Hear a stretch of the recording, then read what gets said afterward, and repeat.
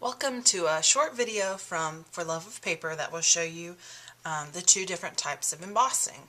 The first one I'm going to explain to you is called dry embossing, and the way we do that is with the Sizzix Big Shot and either embossing folders or textures plates. Now these textures plates, they're a little larger than the folders and they have designs on both sides, and a couple of the choices come, you get 3 plates in the package, so you would actually get 6 designs. There are also a few that are available individually, I believe. Now, the folders are called folders because they open like this. They are a little more expensive, and you only get 1 design. However, they do create a deeper impression, and I much prefer these. But if the design that I want is only available in a textured plate, then I'll go for those. Now I wanted to show you quickly how to use each of these. Here is the Sizzix Big Shot, and then we'll take, let's see here, find the one that, I really like this one here. This is the Damask. So we'll get our multi-purpose platform, and on the platform it gives you the sandwich recipe to show you what to put in the machine for the different dies, embossing folders, texture plates that you can use. Okay, for this one it tells me to put in my plate, my cardstock, the silicone rubber pad, which I call the floppy one, and the impressions pad, which I call the not floppy one. And we'll put those in here and turn the handle. Not good to do this on top of the paper. And once it comes out, then here is the impression that we have. And you can use either side. Let me see if I can get a closer shot of that for you. And if you would like a deeper impression with these, you can first, before you put your cardstock through, spray it with rubbing alcohol, just 2 or 3 spritzes in a little spray bottle, and it makes it a little deeper impression on the paper. Okay, now to do the same thing with one of our embossing folders. This one is called Vintage Wallpaper, one of my favorites, and we'll just take our piece of cardstock in there, and again we'll look here and see what our sandwich is, and it tells me to put it between the 2 clear plates. We'll send that through again.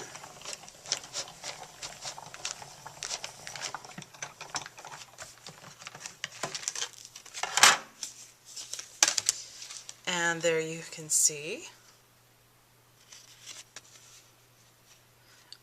the impression. And again, these just give wonderful impressions. You just want to be able to touch it and feel it.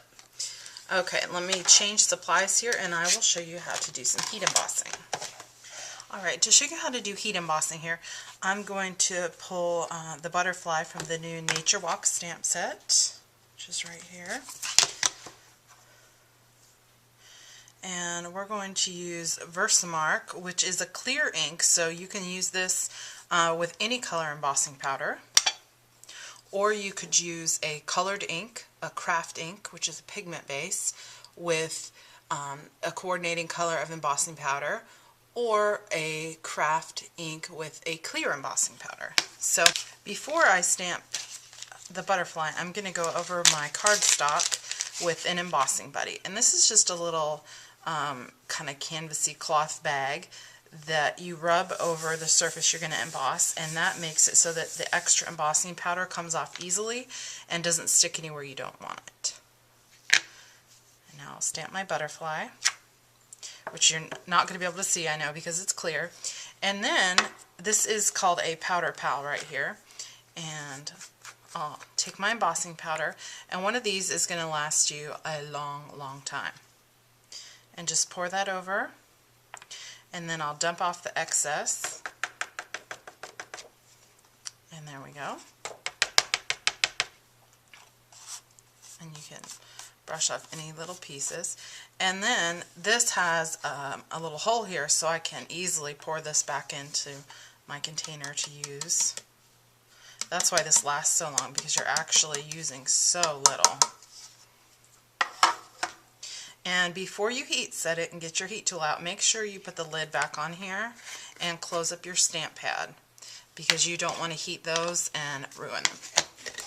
Alright, so now I have my heat gun here, and it's going to be a little noisy, but once I turn this on, this is different from a hairdryer for sure. So you cannot use the hairdryer in place of this, and don't dry your hair with this. But once I turn it on, you may or may not be able to see how this changes. Right now it's kind of got a fuzzy look to it, and if I touched it, it would smear. Once it's heat set, it won't.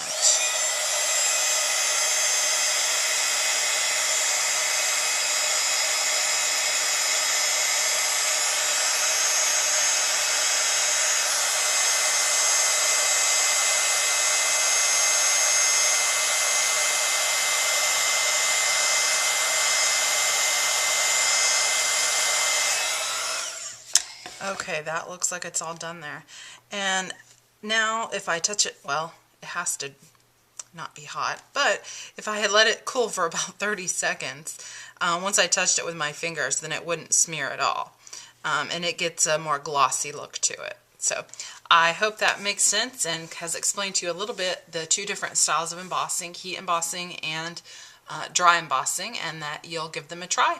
Thanks.